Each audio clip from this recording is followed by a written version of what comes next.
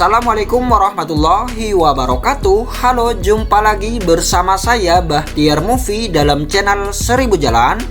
Baik Bapak Ibu, pada video kali ini admin akan memberikan update informasi terbaru terkait perkembangan terbaru pengadaan seleksi ASN tahun 2022 terutama untuk P3K Guru. Nah, di sini sudah terbit surat undangan dari Kemenpan RB yang ditujukan kepada instansi pusat dan juga instansi daerah terkait pengadaan seleksi ASN tahun 2022. Nah, jadi bagi Bapak Ibu simak terus video ini.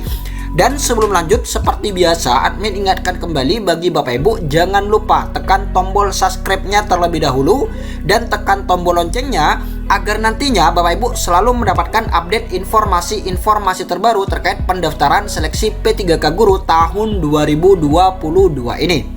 Baik Bapak Ibu, kita langsung saja. Nah, ini dia Bapak Ibu surat undangan terbaru dari Menteri Pendayagunaan Aparatur Negara dan Reformasi Birokrasi ataupun Menpan RB. Ini tertanggal 9 September 2022. Ini sifat segera perihal undangan. Kita lihat di sini, yang terhormat pejabat pembina kepegawaian PPK instansi pusat dan instansi daerah terlampir di tempat. Dalam rangka persiapan pelaksanaan pengadaan ASN tahun 2022 di lingkungan instansi pemerintah, kami bermaksud menyelenggarakan rapat koordinasi persiapan pengadaan ASN tahun 2022 dan penyerahan surat keputusan Menteri Pan RB tentang penetapan kebutuhan pegawai ASN di lingkungan instansi pemerintah yang akan dilaksanakan pada yaitu hari tanggal Selasa 13 September 2022. Nah, jadi hari Selasa besok tanggal 13 September ini ada rapat koordinasi Bapak Ibu, rapat koordinasi terkait persiapan pelaksanaan pengadaan ASN tahun 2022. Nah, jadi ini sedikit angin segar Bapak Ibu, angin segar ataupun sedikit kabar gembira ataupun sedikit tanda-tanda bahwa seleksi ASN ataupun seleksi P3K Guru tahun 2022 ini akan segera dibuka. Sehubungan dengan hal tersebut, mohon saudara dapat menghadiri kegiatan dimaksud bersama satu pejabat yang membidangi kepegawaian. Sebagai informasi, kegiatan tersebut hanya bisa dihadiri oleh 2 orang pada setiap instansi pemerintah. Nah, itu dia Bapak Ibu surat undangan terbaru dari Menpan RB terkait persiapan pelaksanaan pengadaan ASN tahun 2022. Nah, di lampiran 1 ini ada daftar undangan Bapak Ibu, daftar undangan. Nah, ini untuk yang instansi pusat. Nah, ini bagian kementerian, ini instansi pusat. Kemudian di lampiran kedua ini daftar undangan untuk instansi daerah. Nah, ini dia Bapak Ibu daftar undangan untuk di instansi daerah.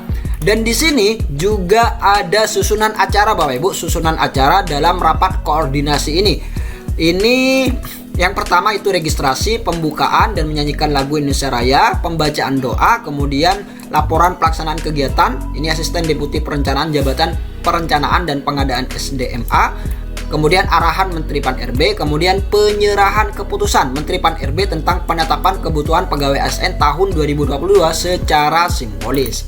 Nah, ini sedikit kabar baik Bapak Ibu bahwa tanda-tanda pelaksanaan seleksi P3K Guru tahun 2022 ini akan segera dibuka. Nanti admin akan update info terbaru lagi terkait kapan tanggal pasti pelaksanaan ataupun pembukaan seleksi P3K Guru tahun 2022 ini. Kemudian ini adalah kebijakan pengadaan ASN tahun 2022. Pengadaan ASN tahun 2022 dilakukan hanya untuk P3K. Nah, jadi untuk seleksi ASN tahun 2022 ini hanya untuk P3K Bapak Ibu. Jadi tidak ada CPNS tahun 2022. Jadi seperti itu. Kita lihat yang pertama, pandemi COVID-19 dan penyederhanaan birokrasi. Perubahan pola kinerja birokrasi melalui teknologi informasi secara masif akan mengubah kebutuhan ASN dari segi jumlah maupun kualitas. Nah, ini kebijakan yang pertama dalam pengadaan ASN tahun 2022. Kemudian arah kebijakan yang kedua yaitu berfokus pada pelayanan dasar, yaitu guru dan tenaga kesehatan. Nah, jadi ini dia Bapak Ibu, 2 fokus utama yaitu guru dan tenaga kesehatan. Ini kebutuhan guru dan tenaga kesehatan yang belum terpenuhi akan dibuka kembali sepanjang diusulkan oleh pemerintah daerah. Nah, jadi ini sepanjang diusulkan oleh masing-masing pemerintah daerah, yaitu guru dan tenaga kesehatan. Kemudian arah kebijakan yang ketiga yaitu keberpihakan kepada ex-THK 2. Kebutuhan yang dapat dialokasikan bagi THK 2 yang memenuhi persyaratan dengan kebijakan yang lebih berpihak. Nah, jadi dalam Permen Pan RB nomor 20 tahun 2022, ex-THK 2 ini juga mendapat prioritas Bapak Ibu, mendapat prioritas yang mana untuk THK 2 yang sudah lolos passing grade ini mendapat prioritas urutan pertama. Nah, jadi ini mendapat prioritas urutan pertama bagi ex-THK 2 yang sudah lolos passing grade. Jadi seperti itu. Kemudian arah kebijakan yang keempat yaitu gaji dan tunjangan.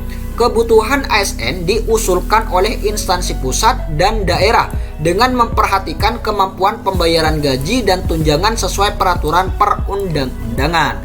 Nah, jadi itu dia Bapak Ibu kebijakan terkait pengadaan ASN tahun 2022. Dan di tahun 2022 ini hanya fokus untuk seleksi P3K. Jadi seperti itu. Kemudian ini adalah persyaratan umum Bapak Ibu, persyaratan umum P3K. Kita lihat yang pertama, setiap warga negara Indonesia dapat melamar P3K dengan ketentuan sebagai berikut.